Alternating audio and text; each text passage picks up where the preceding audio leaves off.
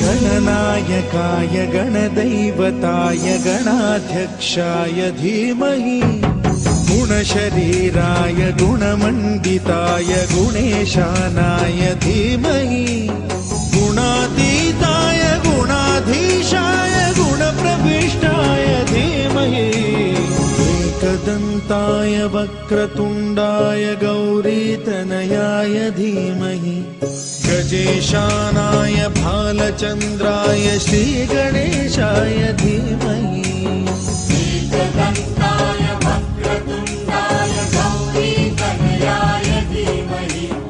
गजेशानाय